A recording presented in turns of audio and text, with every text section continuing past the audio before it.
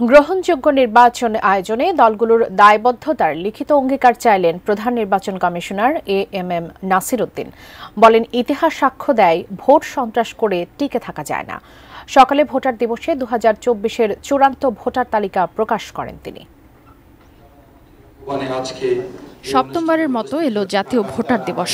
সকালে নির্বাচন ভবনের অডিটোরিয়ামে আলোচনা সভায় যোগ দেন প্রধান নির্বাচন কমিশনার সহ অন্য কমিশনাররা।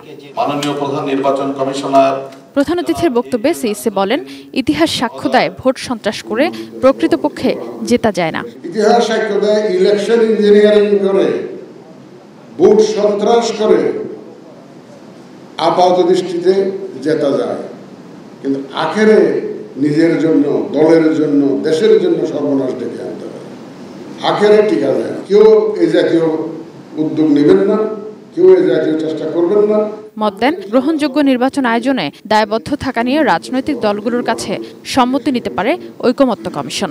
Vision hot and cool AC 4-ওয়ে সলিনয়েড ভালভ টেকনোলজিতে হিটিং ও কুলিং দুই মোডেই কাজ করে সমানভাবে। Vision hot and cool AC. ঐকমত্য কমিশন একটা হয়েছে না, যদি ওনারা আরেকটা এজেন্ডা নিত যে সব দলকে যখন ডাকেন ওনারা যদি বলতেন যে আপনারা কি ফ্রি ফেয়ার ক্রেডিবল ইলেকশন চান, তো বলতে চাই, তাহলে সই করেন, ডকুমেন্টে সই করেন যে নির্বাচনী আচরণ বিধি মানবেন, আপনার দলের প্রার্থী যদি কোনো গুণান করে আপনি দলীয়ভাবে অ্যাকশন নেবেন। এটা যদি হয় আমাদের কাজটা কিন্তু অনেক সহজ হয়ে যাবে বলে আমি মনে করি। সভায় পঙ্গু হাসপাতালে চিকিৎসাধীন আহত কয়েকজনকে স্মার্ট কার্ড বিতরণ করেন সিইসি। জনাব মোহাম্মদ আসলাম হোসেন।